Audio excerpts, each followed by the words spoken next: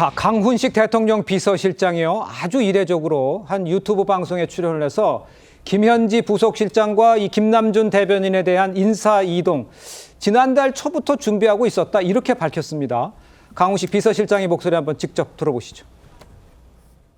김현지는 굉장히 성실하고 직원이 거침없이 합니다. 대통령도 그렇게 알고 있습니다. 본인한테 가장 직원을 잘하는 사람 중에 한 명으로 아마 인식할 정도로 지켜보면 아 김현지 비서관은 할 말을 다 하는구나. 약간 좀 거침없이 하는구나. 약간 이런 느낌. 왜 지금 하냐 이제 이런 이야기 하는데 사실 제가 한 달 전에 자연스러운 개편과 인사 이동이 있을 거다 이렇게 제가 이야기를 합니다. 근데 그때 사실은 저희는 이미 준비하고 있었습니다. 자, 이제 강훈식 비서실장 한 달 전 인사수석을 임명한다고 발표를 했을 때 이미 인사를 준비하고 있었다. 이런 얘기입니다. 야권에서 나오고 있는 이번 인사가 이 김현지 실장의 국정감사 출석을 막으려는 의도 이런 주장을 했는데 그건 아니었다 뭐 이렇게 설명하고 있는 겁니까? 그렇죠. 그러니까 김현지 비서관이 총무비서관으로 있다가 부수실장으로 옮긴 날짜가 공교롭게도 국회 운영위에서 김현지 비서관의 국정감사 출석을 둘러싸고 민주당이 반대한 직후에 놓은 것이거든요. 그러다 보니까 이제 그런 의심을 산 것인데 내부적으로는 진작부터 그러니까 김현지 비서관의 이동을 생각하고 있었다. 그 이야기를 지금 하고 있는 것인데요. 저는 이런 생각이 듭니다. 사실 이 지금 김현지 비서관과 관련한 이 논란은요. 민주당 스스로가 만든 일종의 김현지 프레임이 아닐까라는 생각이 든다는 것이죠. 민주당이 만든 것이다. 예, 그렇죠. 민주당이 사실은 이 총무비서관은 그동안 민주화 이후에는요 국정감사에 다 출석을 했거든요.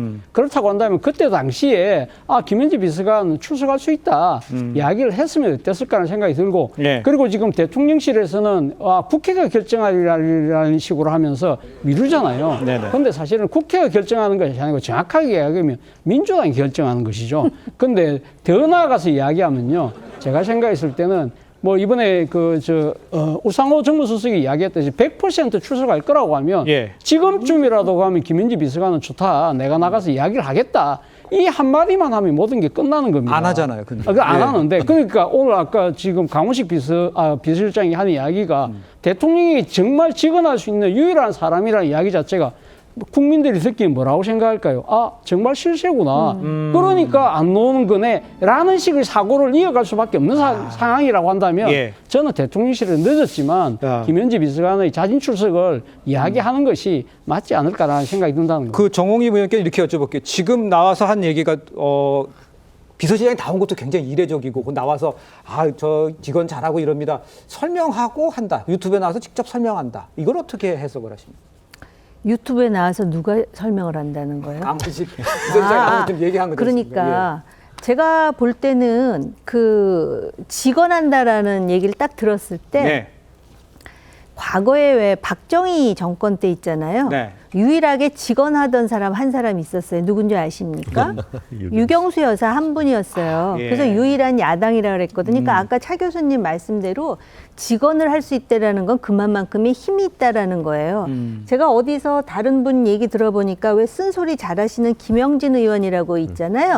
이분도 물어봐야 직언을 하지 먼저 직언을 하는 법이 없다라고 누가 얘기를 하더라고요. 그 권력을 가진 사람한테 직언하는 게 그렇게 간단한 일은 아니거든요. 그러니까 제가 볼 때 여기 보면은 한 달 전에 이미 그 인사 이동이 예정돼 있었다는 얘기를 하잖아요. 그러면 나오면 되는 거예요. 근데 제가 생각할 때 지금 김현지 부속실장이잖아요. 지금 제1부속실장. 이 사람은 나와도 문제가 될 것이고 나오지 않아도 문제가 될 거예요. 나오지 않으면은 지금 야당이 지금 아주 본물 터지듯이 물 만난 고기처럼 얘기하잖아요. 근데 나와도 문제이기 때문에 지금 대통령실이 그걸 딜레마라고 생각하는 것 같다라는 느낌을 지울 수가 없어요. 자, 우리 서재헌 그 부대변인께는 그러면 김현지 아까 차 교수님도 얘기해 주셨습니다만 서 부대변인께 보시기에는 김현지 실장은 어떻게 해야 될 것 같아요? 그러니까 이제 국회 그 절차대로 하면 되는 것이죠. 국회 운영위에서 어떤 그 확인해서 합의해서 나오라고 하면 나와야 되는 것이죠, 사실. 그리고 저는 김현지 실장 같은 경우 뭐 이슈가 될 수는 있는데 지금 한 일주일 정도 된 거거든요. 한 일주일 정도 될 사안인가 하는 부분에 대해서는 좀 개인적으로 의심은 드는 것이다. 그리고 그 강훈식 비서실장께서 그 유튜브에 나와서 김현지 실장을 뭐 어머나 그런 것이 아니고 사회자가 질문을 합니다. 한 40분 중에. 그러니까 이제 부하 직원으로서 그렇게 이게 스타일에 답변한다. 김남준 어떤 그 대변인 같은 경우는 센스가 있고 어떻게 보면 굉장히 감각이 있다라고 칭찬 또 하는 것이거든요. 그 과정 속에 있는 것이고 더 중요한 것은 대통령의 국정의 어떤 태도라든지 그리고 한미 정상회담의 비하인드 그리고 본인이 어떤 자세로 했냐. 그냥 이등병 정신으로 100일 동안 했다는 거예요. 다 낯설고 다 내 책임인 것 같고 그렇게 조바심을 내면서 책임을 지고 열심히 하는 부분에 어떤 방점이 있는 것이지 김현지 실장을 비서실장이 보호하거나 어떤 마치 어떤 성역화하거나 그런 프레임이라든지 그런 주장은 조금 보면 가당치 않다.